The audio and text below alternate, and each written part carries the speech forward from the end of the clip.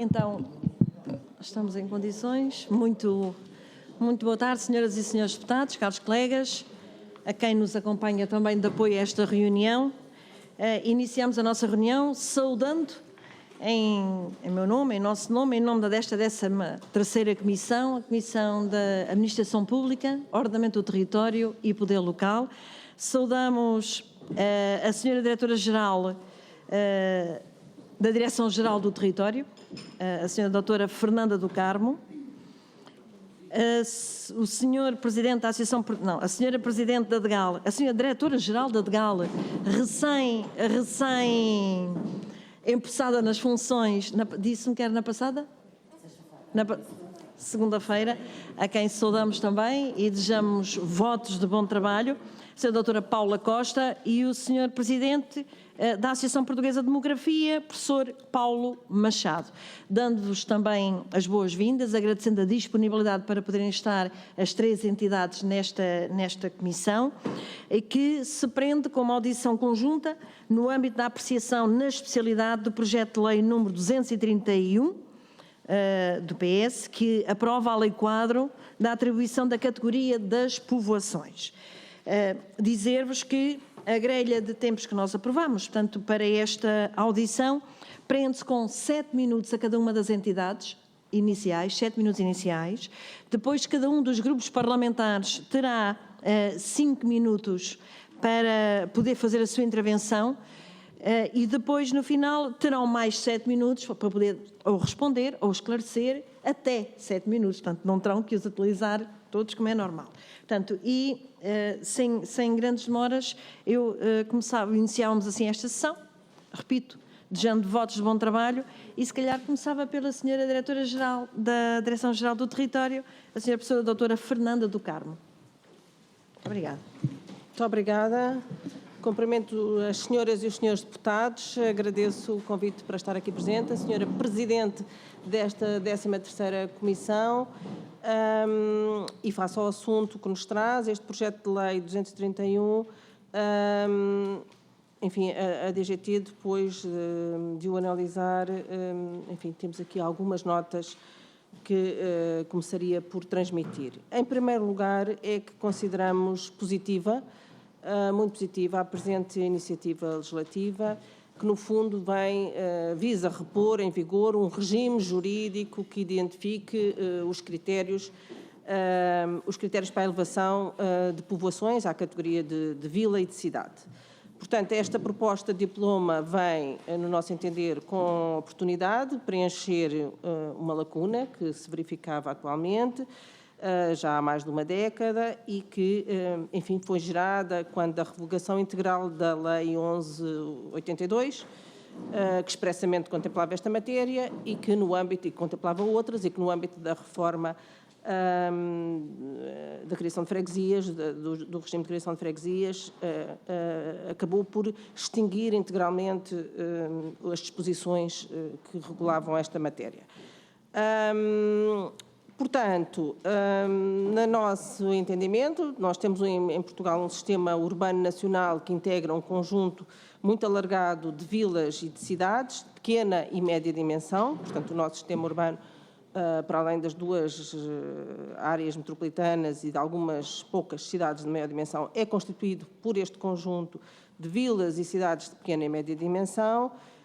Muitas delas têm, de facto, uma gênese e uma evolução culturalmente ancorada na história ibérica, europeia, e este conjunto de povoações contribui significativamente para a construção da identidade nacional, para a qualidade de vida das populações e, obviamente, para a organização do sistema urbano. Portanto, a elevação de algumas destas povoações às categorias de vila e de cidade, seguindo critérios, traduz uma valorização que se reveste de importância, ainda que eminentemente simbólica, honorífica, mas, no nosso entendimento, relevante.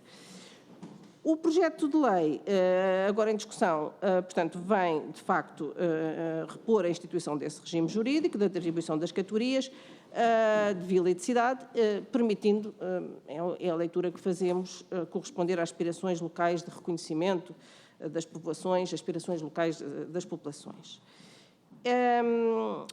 Também verificamos que este diploma prevê que a iniciativa legislativa de elevação à velocidade seja precedida de uma auscultação obrigatória dos órgãos dos municípios e das freguesias, em cujo território se inserem estas entidades, e também prevê, portanto, isto parece-nos determinante, essa auscultação, e vimos que também prevê, ao contrário, uma iniciativa de baixo para cima, em que os órgãos locais possam ter a iniciativa de deliberar e a submissão ao órgão legislativo competente, conforme o caso, das propostas de elevação. Portanto, entende-se que desta forma está assegurada esta representação das aspirações locais. Enfim, há aqui um comentário que nos parece relevante. Esta atribuição da categoria de vila ou de cidade não tem um impacto de caráter administrativo, jurídico específico, mas introduz, é simbólico e introduz alterações que podem ter significado. Há aqui um aspecto que nos parece não tão bem resolvido, que o projeto prevê a possibilidade de definição, no âmbito desta elevação à categoria de vila e de cidade, a possibilidade de definição do perímetro da vila ou da cidade neste mesmo ato legislativo, que precede à sua elevação. Ou seja, reproduzindo, nos casos em que a população a elevar a vila ou cidade não corresponda previamente a uma circunscrição territorial administrativa histórica ou ainda inexistente, enfim, prevê-se que seja neste âmbito feita essa delimitação. Neste ponto, consideramos que pode existir, de facto, aqui uma interferência em matéria de procedimentos de delimitação administrativa fora da sede própria.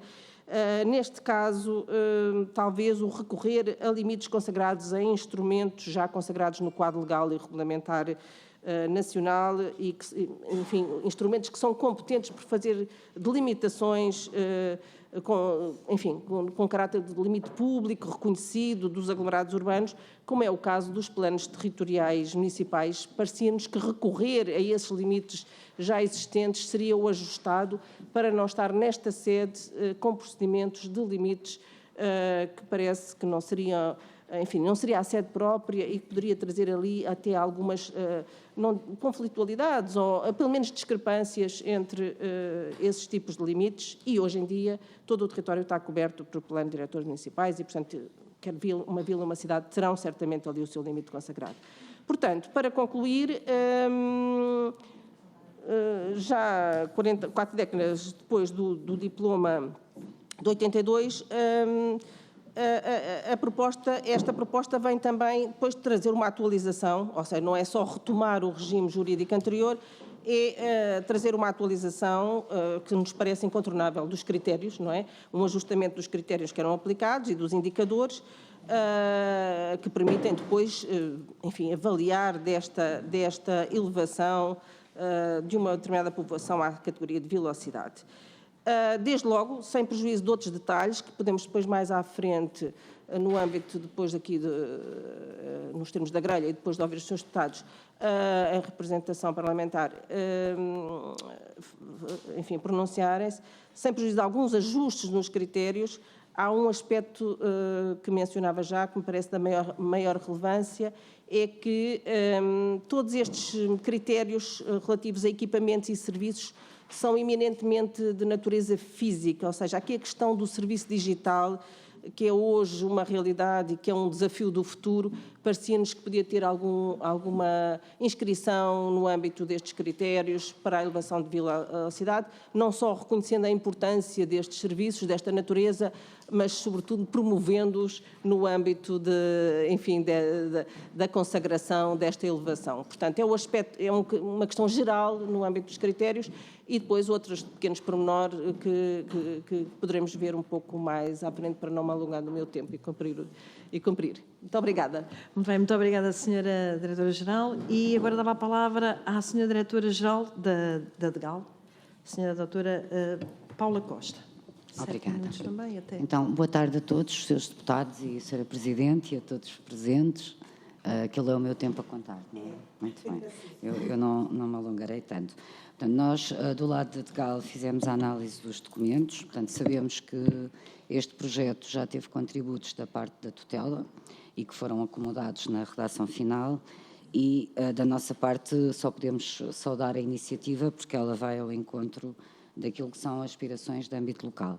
Portanto, a Sra. Diretora-Geral do Território já fez uma caracterização, eu não vou alongar-me nisso. A única nota que pensamos dever deixar é que, portanto, a elevação à velocidade é a iniciativa da Assembleia da República e, portanto, presumimos que a instrução dos pedidos se faz com a demonstração dos critérios, pese embora eles não sejam condição, como é que é dizer, obrigatória, porque tem reconhecimento de casos excepcionais, mas estes critérios são baseados numa estatística muito detalhada, não é? Portanto, de grande capilaridade, e a DGAL eventualmente pode ser chamada ao processo do ponto de vista dos trabalhos de apoio do Governo àquilo que são os trabalhos da Assembleia, como fez no passado. Portanto, a DGAL participava apenas no processo do ponto de vista de recolha de alguma informação. Esta estatística, neste momento, não está disponível na DGAL, mas haverá outras entidades que a tenham e, portanto, presumo que, não dispondo este projeto de lei sobre como se instrui, ou se há ou não validação dos dados, ou se são meramente declarativos, que depois, se for necessário o nosso contributo, teremos que nos organizar no sentido de prestar o apoio que for o adequado à eventual validação, que eu não estou certa que é obrigatória para a Assembleia poder deliberar. Muito bem. Muito obrigada, Sra. Diretora. E agora dou a palavra ao Sr. Professor Paulo Machado, da Associação Portuguesa de Demografia. Muito obrigado, Sr. Presidente, Srs. Deputadas, Srs. Deputados, muito obrigado pelo convite. É uma honra para parte da Associação Portuguesa de Demografia, que tem, enfim, função também de coadjuvar a sociedade, partindo da sociedade civil, coadjuvar a sociedade integralmente relativamente às questões demográficas, pelo convite que nos fizeram. Ora bem, nós lemos com muita atenção o vosso Partido Socialista, projeto de lei, reconhecemos-nos em boa parte digamos, dos argumentos da exposição de motivos, que está na exposição de motivos, mas o nosso parecer, que de resto já foi entregue por via e-mail, o nosso parecer circunscreveu-se, como de resto achamos que era, enfim, expectável da vossa parte, exclusivamente à questão demográfica. Portanto, nós sabemos que ela não é dissociável de outras questões e de outras análises que aqui estão aqui, aliás, mencionadas, do ponto de vista mais sociológico, histórico, por aí fora, com certeza que sim, mas não quisemos meter, digamos, o bedelho em seara. E, portanto, vamos circunscrever-nos ao critério demográfico. Como digo, sempre ciente de que este isolamento desse critério é bastante artificial, mas achamos que não faria muito sentido partir para outras considerações. Vamos lá ver. Em relação ao critério demográfico, eu gostaria de começar por dizer que, lido este projeto, nós temos que considerar que uma das vias pelas quais pode haver elevação exclui a demografia, porque é a via política, não é? Portanto, é uma decisão. Tenham 500 habitantes, ou seja a localidade com 500 habitantes, 5 mil, 10 mil, o que for. Não está em causa esse parâmetro e, portanto, não nos pronunciamos sobre essa via, porque, como digo, essa via tem uma lógica própria, não é? E faz todo sentido, enfim, falo em nome da APD, mas em nome pessoal, faz todo sentido que essa decisão seja eminentemente política. Parte ela do local, no sentido dos órgãos locais, que parte ela de outros patamares, como aqui de resto é previsto. Bom, portanto, eu vou-me deter exclusivamente sobre o critério demográfico por uma via que nós chamamos a via da avaliação do contexto, não é? Que de resto é a designação que está no próprio projeto de lei. Por essa via, o critério demográfico, apesar de tudo, pareceu-nos bastante subestimado, há que dizê-lo. E porquê? Por uma razão que é essencialmente esta. Quando nós analisamos demograficamente uma unidade territorial, seja ela qual for, um lugar, uma aldeia, uma cidade, uma vila, o que for, nós temos em consideração um conjunto de parâmetros da avaliação. E dentro desses parâmetros, esse conjunto integra aspectos do volume populacional, aspectos da dinâmica populacional, aspectos do povoamento, enfim, um conjunto de aspectos que, no fundo, fazem o pacote da análise demográfica. Ora, desse ponto de vista, Este projeto de lei não acolhe esse pacote e, portanto, a identificação do número de eleitores, tal como aqui é mencionado, é apenas um dos aspectos e não é, do nosso ponto de vista, o mais relevante. Bom, por outro lado, ao recuperar aquilo que era o que estava plasmado na lei de 82, a única alteração que nos pareceu, digamos, sensível aqui, no sentido diferente, foi justamente aquela que baixou o critério dos 8.000 para os 7.500 eleitores. Mas até isso pareceu-nos relativamente, quer dizer, surpreendeu-nos um pouco, porque a dinâmica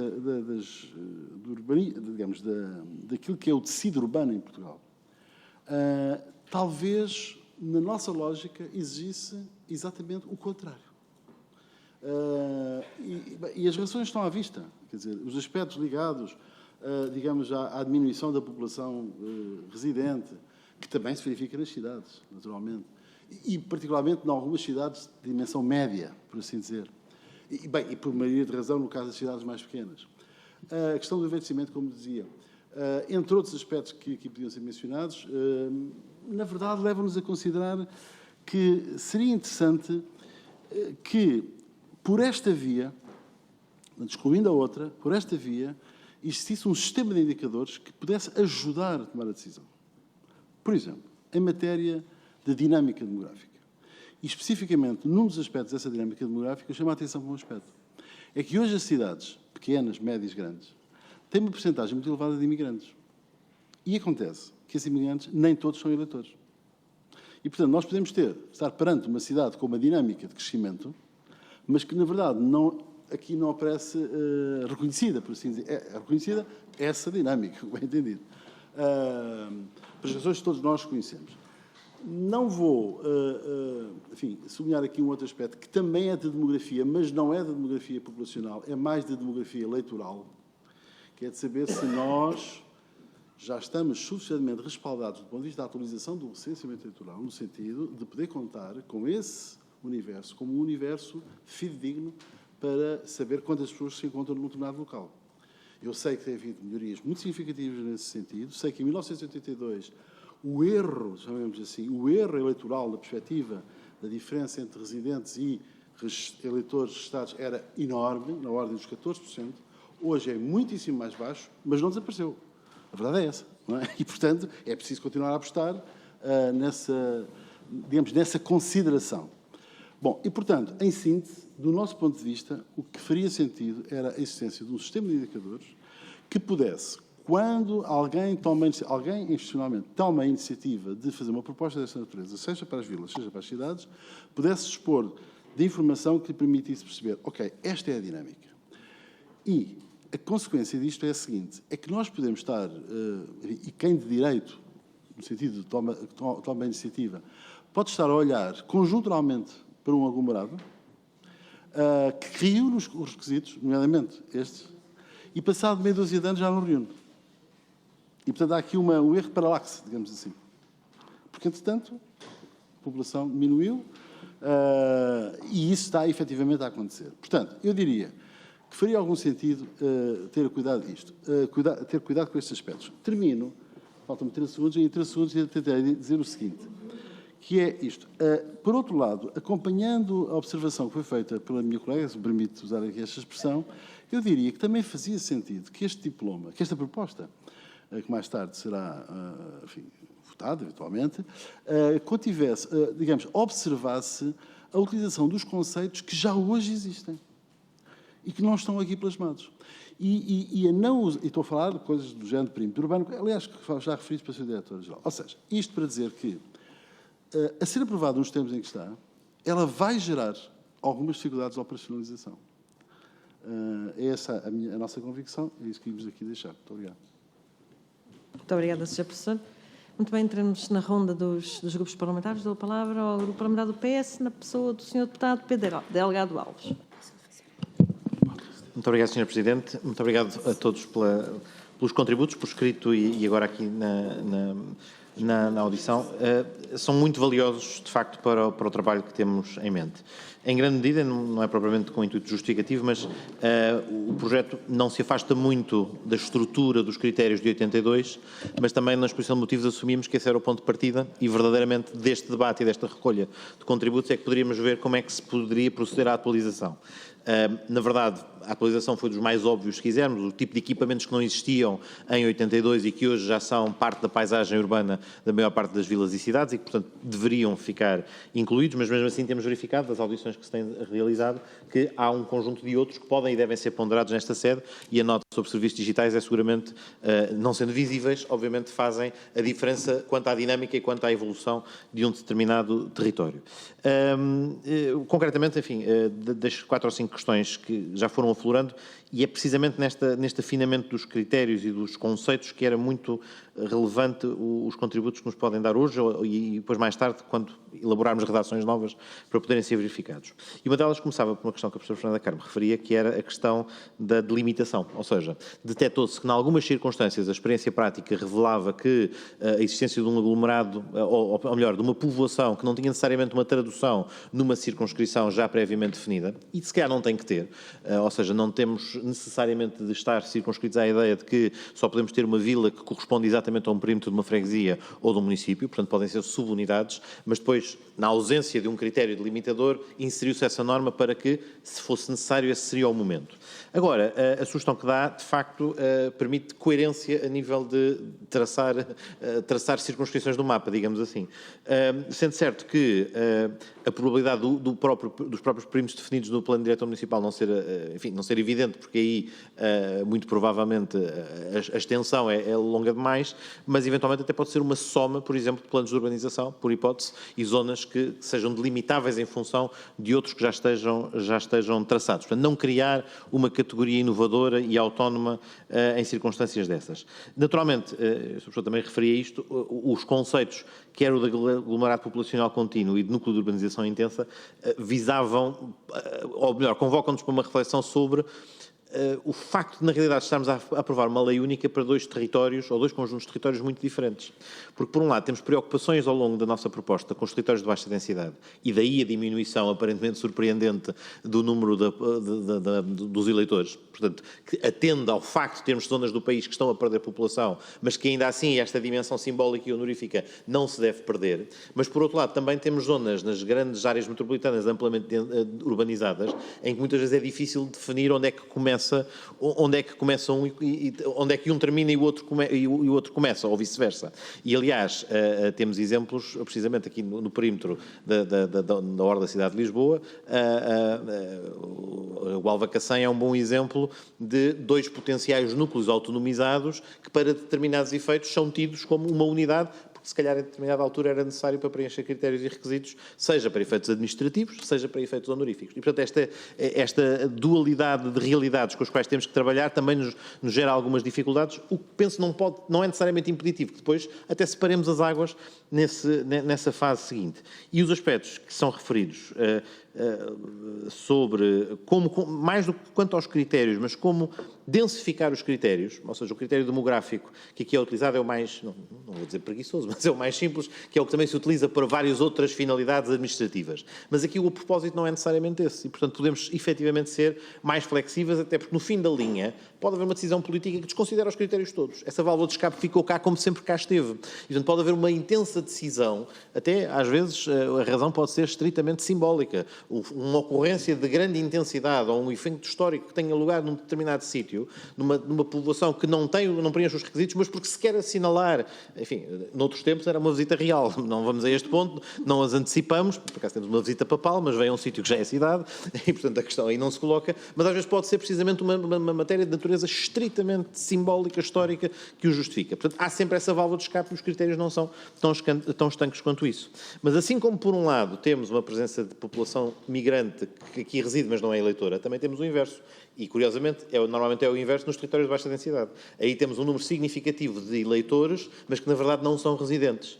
E porquê? Porque estão recenseados, continuam a ser população imigrante, e, portanto, ainda temos aí algumas discrepâncias, e uma das causas que suspeitamos gerarem divergências entre dados do recenseamento eleitoral e dados do census é precisamente porque continuamos a ter um número significativo ainda de pessoas que estão recenseadas, mas na realidade não residem. Apesar disto tornar residual com o cartão de cidadão, mas este efeito e este impacto ainda existe. Agora, isto também é um fator que poder ser ponderado, ou seja, o facto de haver uma comunidade bastante significativa que mantém os laços de ligação àquele território, apesar de não residir, também em si mesmo é um fator de relevo para a importância que aquele núcleo populacional pode continuar a ter e representar, e que no limite até pode continuar a ser um fator que mantém essas ligações e mantém essa intensidade. E, portanto, se calhar, enfim, deixo esta reflexão, que depois faremos conjuntamente, mas já agora também pedi a vossa opinião, uma maior flexibilidade nos critérios. Eu vou já terminar, Sr. Presidente. Assim como temos uma lista de equipamentos que não tem integralmente de ser preenchida, aponta-se para um número indicativo de quais é que devem ser e, portanto, se ele for expressivo, justifica a elevação à cidade ou vila, talvez também nos critérios demográficos possa fazer-se o mesmo exercício. Verificar qual é a evolução, ou seja, se estamos em crescimento ou em decrescimento, verificar quais são os índices efetivos a densidade populacional, ou seja, uma série de elementos adicionais que ajudem na leitura destes critérios e, eventualmente, até prescindindo ou acumulando, ou tendo em conta simultaneamente, número de eleitores e número de população residente.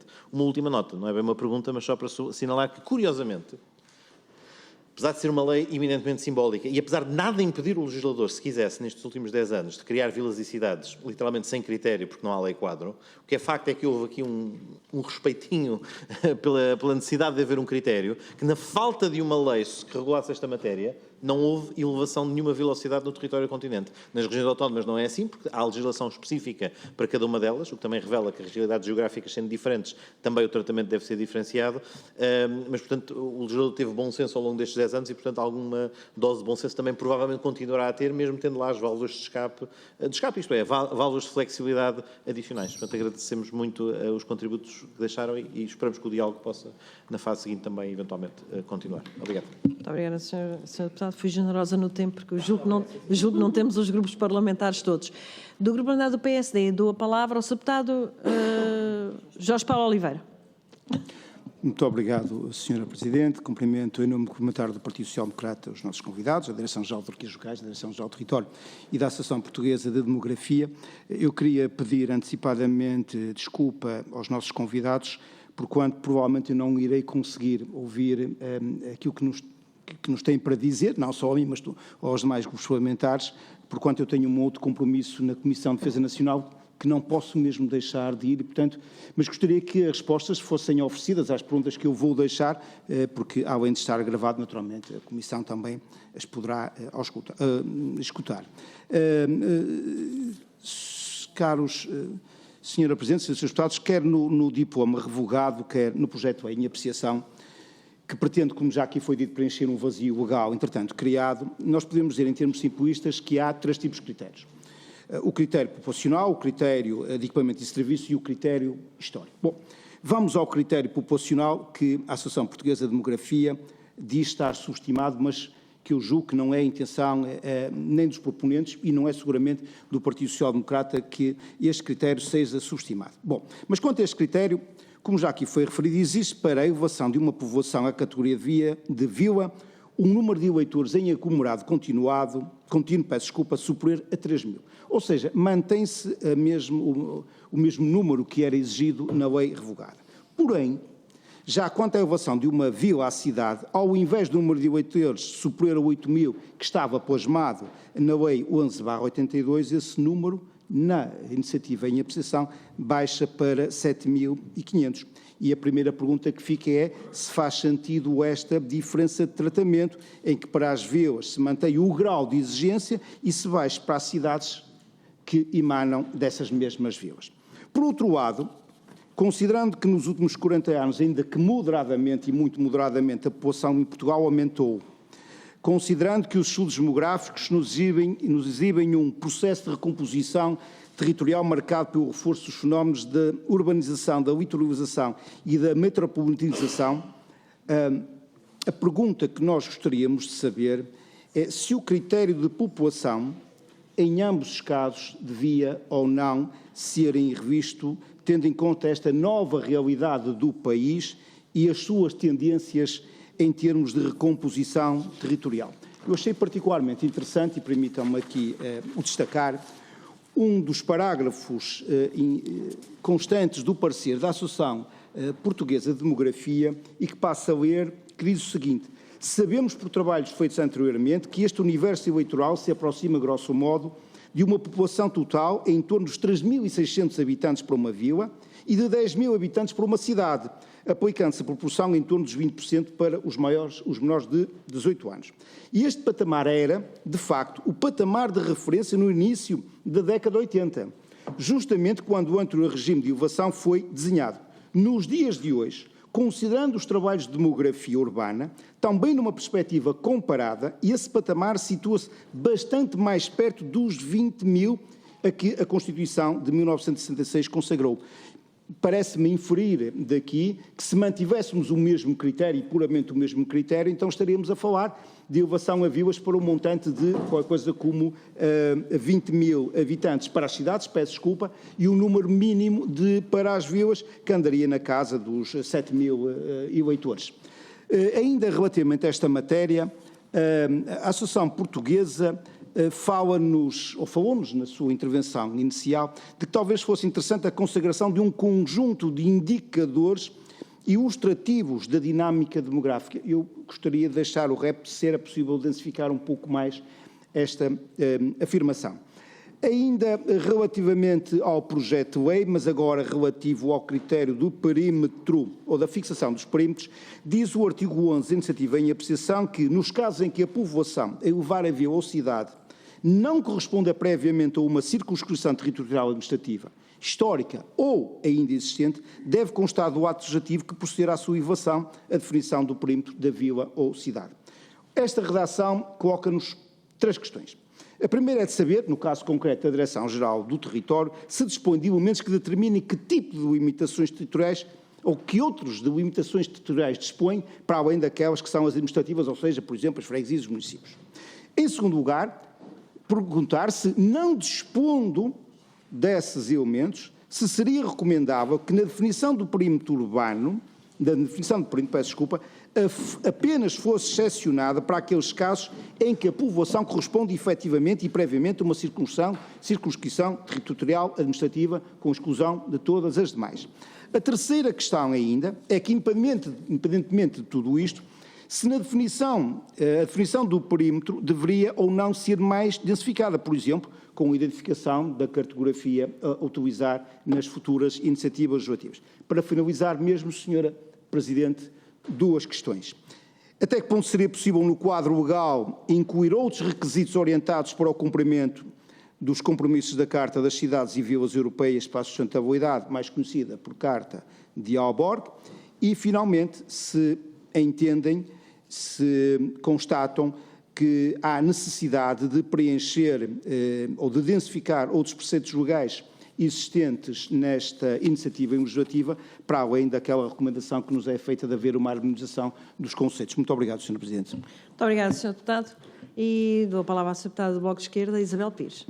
Obrigada, Sra. Presidente. Cumprimentar, em primeiro lugar, os nossos convidados hoje, a Direção-Geral do Território, a Associação Portuguesa de Demografia e a EDGAL.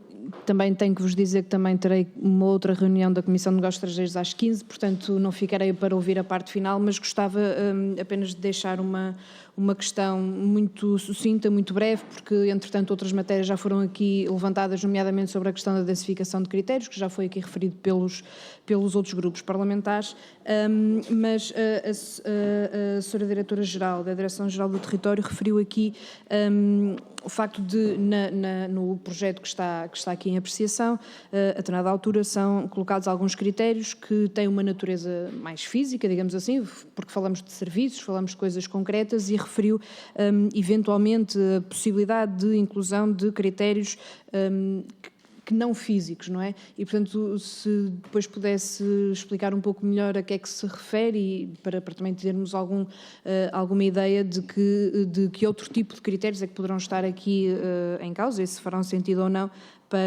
para a própria discussão em especialidade, sendo certo que depois ouvirei em diferido as vossas respostas, porque terei de facto que me ausentar também e, Sra. Presidente, não tomarei mais tempo. Muito obrigada, Sra. Deputada.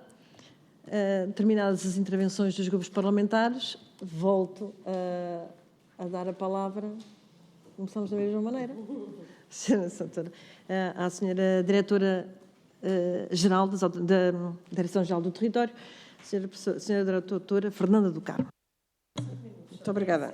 Começando aqui pelas questões mais objetivas que foram colocadas, relativamente à DGT, que tem a ver com o limite da circunscrição que está a obter, que vai obter a elevação à velocidade. De facto, para além das circunscrições administrativa, freguesia, concelho, que constam da Carta Administrativa Oficial Portuguesa, temos hoje instituído nos planos territoriais, portanto, no planeamento municipal, sobretudo nos planos de cobertura obrigatória de todo o território, que são os planos diretores municipais, a identificação daquilo que designamos pelo solo urbano, perímetros urbanos, portanto, e a partir daí há, enfim, tratando-se do instrumento desta natureza, de elevação à velocidade, todas estas realidades territoriais terão a sua expressão física nesse instrumento de planeamento. Obviamente que esses limites são dinâmicos, desses instrumentos de planeamento, mas, enfim, há aquilo que existe ao território já construído, essa dinâmica não se coloca, não é? Não haverá uma regressão. Portanto, eu acho que partir desse limite facilitaria, evitaria que houvesse aqui uma discussão em torno de que limites propor, de arranjos territoriais, enfim, definidos só para este efeito, que traria aqui, de facto, alguma confusão até, perdoem-me a expressão, e, portanto, era recorrer àquilo que é o limite que está consagrado nesses instrumentos. E, portanto, para esses instrumentos, depois calcular os indicadores que permitem verificar se os critérios estão cumpridos ou não. Portanto, na nossa visão, seria muito mais fácil fazer essa identificação dessa forma. Pronto. O que nunca impede que fosse uma circunscrição mais pequena, mas quer dizer, penso eu, que não haverá intenção ou necessidade de estar a restringir aquilo que é a realidade que está consagrada no plano territorial quando se faz a aplicação de um regime deste tipo de elevação à velocidade. Portanto, eles são públicos, estão disponíveis estes limites no Sistema Nacional de Informação Territorial, portanto é um descarregamento muito fácil, não tem qualquer obstáculo e acho que era um contributo positivo ao invés de outras justificações. Relativamente à questão dos serviços físicos ou digitais, portanto, enfim, a oferta de serviços digitais é hoje, enfim, uma prática da qual não podemos abdicar. É muito importante para que a qualidade de vida dos cidadãos, de facto, tenha equidade no território todo nacional, sabemos isso, e são cada vez mais, e, portanto, o reconhecimento de alguns deles, da existência de alguns deles, pelo menos, quando se faz um reconhecimento ou quando se tem uma iniciativa deste tipo, nós parecia-nos evidente. No caso das cidades, por exemplo, um serviço que tem uma natureza física, ou seja, tem uma sede física, tem um balcão físico, mas também que é digital simultaneamente, a questão das lojas do cidadão, enfim, são hoje incontornáveis como espaços de prestação de serviços às populações e, portanto, parecia-nos, pelo menos, esse era evidente, e depois algum critério a nível dos indicadores de acesso às redes digitais. Portanto, relativamente a este aspecto. Uma última nota muito breve, só relativamente à questão demográfica, sobre a qual não temos uma posição definida. Nós sabemos que há, de facto, um movimento, tendência de concentração das populações em aglomerações de maior dimensão, mas também sabemos que, sobretudo nas áreas, essa concentração faz-se nos territórios onde hoje há uma massa crítica mais elevada, mas sabemos também da importância dos pequenos aglomerados nos territórios de menor densidade, nos territórios que muitas vezes designamos territórios vulneráveis do interior, e, portanto, a relevância, o título honorífico, por vezes, é muito importante para que uma pequena povoação possa, de facto, ter um simbolismo, que isto no fundo é simbólico, não estamos aqui a falar das cidades estatísticas. Para as cidades estatísticas o INE tem os seus critérios bem objetivos, tem vindo a trabalhar deles até no âmbito europeu e internacional. Há todo um conjunto de iniciativas que não falei aqui, de estabelecimento de critérios até para comparações estatísticas internacionais e europeias. Mas não é exatamente só disso que estamos a falar, ou não é disso que estamos aqui a falar, estamos a falar de reconhecimentos também simbólicos e que fazem muita importância quando queremos valorizar os ativos territoriais de territórios menos densos, territórios que até têm tido alguma perda. Portanto, concordando que se possa apresentar esses indicadores para análise e para uma melhor decisão, acho que a decisão final tem que atender aqui, de facto, a outros critérios que o diploma aponta, que são mais simbólicos e do reconhecimento de um papel, muitas vezes, nos territórios em perda. E por isso mesmo é que acho que o indicador eleitores, enfim, nós poderíamos estar aqui a discutir se seriam eleitores, se seriam residentes ou até população presente, mas o facto de ser eleitor, enfim, temos aqui uma relação muito direta, alguma identidade com aquele território que é mantido ao longo do tempo, muitas vezes até por pessoas que já não residem no território. E é essa diferença que talvez também se interesse relevar para este efeito. Mas pode haver várias dimensões do critério para depois uma melhor decisão. Muito obrigada. Sra. Diretora, muito obrigado. Agora passava a palavra à Sra. Diretora, a doutora Paula Costa, ADGAL. Bom, a ADGAL não foi colocada nenhuma questão diretamente pelos seus deputados, mas eu, de qualquer maneira, queria só reforçar a ligação, que era o que a Sra. Diretora-Geral disse, que era algo que o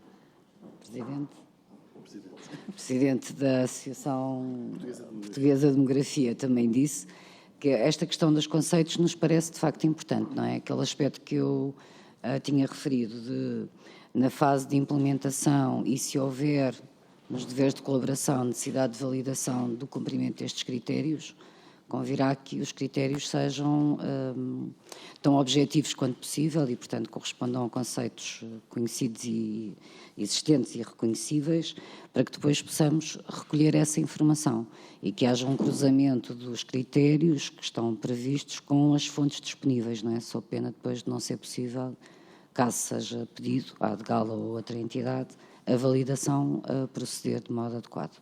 Portanto, eu reforço só a nota que na especialidade foi dada aqui pelos dois colegas.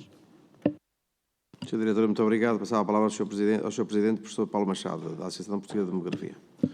Muito obrigado, Sr. Presidente. Vamos ver. Atentas às questões que foram aqui colocadas, eu gostaria de reforçar a ideia de que a nossa posição, a nossa análise sobre isto, nos leva a pensar que quando se pretende uma elevação numa aldeia-vila ou de uma vila-cidade, o princípio ativo não é o demográfico, estamos todos de acordo. O princípio ativo é identitário e político, como é evidente.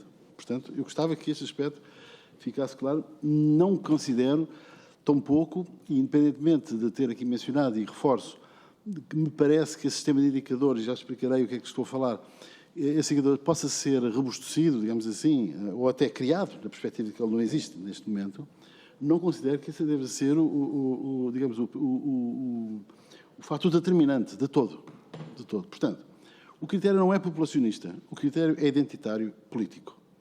Ok. Agora, do ponto de vista daquilo que é a dinâmica que está instalada no território, e que não é de hoje, mas sobretudo comparando com aquela que, digamos, o legislador em 1982 terá observado, o que nos parece muito relevante é perceber se os territórios, e particularmente os territórios que têm essa previsível, esse desejo de ascensão, em que situação é que eles se encontram do ponto de vista da sua própria dinâmica, que por vezes nem sequer é perceptível pelos indivíduos. Eu tenho participado com o INE em algumas ações digamos, de esclarecimento, por assim dizer, relacionadas com os dados de 2021. E é interessantíssimo verificar que muitos autarcas e, sobretudo, muitos cidadãos são surpreendidos com os dados dos dados estatísticos dos censos. Ou seja, não têm a percepção. Dizem o quê? Mas aqui na minha zona há tantas pessoas tanta pessoa imigrante. Não pode ser. Tanta pessoa com nacionalidade alemã, enfim, o que for. Não acredito, não estou a pensar. Outros sim, sim. Então, outros até acham que os censos pecam por defeito em relação a algumas das tendências, digamos assim. Mas, enfim, isto para dizer, portanto, que esse sistema de indicadores poderia clarificar alguns aspectos e poderia funcionar como um bom argumento. Como um bom argumento de reforço aos argumentos que já são de outra natureza, como referi, ou não. Mas a minha identidade pode ser reforçada no sentido, pode até, e isto acontece muito na nossa vida, a identidade até muitas vezes se firma pela oposição.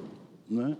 As coisas vão num sentido e eu quero que elas vão no outro. Não é? E essa que é a riqueza da vida social e da vida política, não é? Naturalmente. Bom, sobre um aspecto que aqui foi mencionado, o tal dimensionamento deveria ser menos deveria ser mais, e a questão dos 10 mil, 20 mil. Eu recordo que os 20 mil, nós colocámos-los aqui, mas os 20 mil estão inscritos na Constituição. Portanto, os 20 mil é um dimensionamento que se usava os 10 mil habitantes, como digamos, para identificar uma cidade, teve a sua história, mas essa história está um bocadinho melindrada pela própria evolução das coisas, não é? Portanto, eu não sei dizer, não sei se alguém sabe dizer se são 10, se 12, se 15, se 20, o que for. Isto em relação às cidades. Mas a mesma dificuldade, e se calhar até uma dificuldade reforçada, se pode enfim, exprimir em relação às vilas. Há uma coisa que eu sei, e é essa que nós quisemos aqui acentuar, é que, agora vou ao tal sistema de indicadores, eu creio que nós ganharíamos muito em ter em linha de conta o acervo de reflexão e de análise, de estudo e de análise, ou se quiser, de recolha e de análise de informação do que está a acontecer no nosso território. E, de facto, esse acervo é público, é um acervo que é nosso, é o acervo do Instituto Nacional de Estatística, das direções gerais desta área e por aí fora. Portanto, a necessidade da clarificação e ajustamento de conceitos tem a ver com isto. E depois, na parte que diz mais diretamente respeito à população, eu diria que nós também devíamos considerar aqui aspectos tão importantes como a densidade. Está consagrada não na legislação, mas no tal acervo estatístico que nós dispomos. Devíamos considerar isso, devíamos considerar a questão da estrutura populacional. Nós fizemos aqui estes cálculos para 20%, mas isso já não é verdade nos dias de hoje. Este valor dos 20%, ou seja, 20% da população ter menos de 18 anos, em muitos locais, é uma miragem, já desapareceu, já são muito menos, e, portanto, tudo isto mexe até na própria criação dessa identidade, que, como digo, também considero ser o princípio ativo. E, claro, que esta reflexão aplica-se, esta preocupação, se quisermos, esta reflexão que evidencia que há uma preocupação, aplica-se, sobretudo, na minha perspectiva, aos territórios de baixa densidade. Ao contrário, nas zonas predominantemente urbanas e altamente densificadas, no limite, se quiséssemos seguir critérios desses, nós tínhamos uma explosão de cidades. É preciso calcular isso, porque passaríamos das 159 para não sei quantas, não é? Assim deixem-se movimentos sociais, locais, que dissessem, ora bem, então, nós reunimos o critério A, B, C e D, façam um favor, nós queremos ser cidade. Este é um aspecto que é preciso também, de algum modo, a cautelar. Permita-me, Sr. Presidente, terminar com uma pequena referência, que aqui foi feita pelo Sr. Diretor-Geral. E quando nós pensamos nas cidades e olhamos para a estatística, muitas vezes nós confundimos duas coisas. Uma é a cidade, a realidade morfológica, aquela está lá, política, etc., com os seus perímetros mais ou menos bem definidos. Outra coisa que me parece também muito útil para introduzir, que a Sra. Diretora mencionou, é ter em consideração os critérios das cidades estatísticas, que acho que poderiam ser úteis também para a ponderação daquilo que estamos aqui a procurar ajudar a ponderar da vossa parte, pela vossa parte. Muito obrigado. Muito obrigada, Sr. Professor. Pronto, e assim terminamos esta nossa à audição. Eu irei me despedir dos nossos convidados e espero que fiquem para podermos continuar a nossa reunião ordinária, está bem? Até já. Desejando votos de bom trabalho e, mais uma vez, à Sra. Diretora-Geral da DGAL, dizer que, se é a primeira experiência neste seio, dizer que a maioria, uma grande percentagem dos membros desta comissão, uns são ainda autarcas, porque presidentes da Assembleia Municipal também é uma autarca, mas a maioria são ex-autarcas e pronto. E nessa condição desejo-lhe também votos de bom trabalho. Muito obrigada.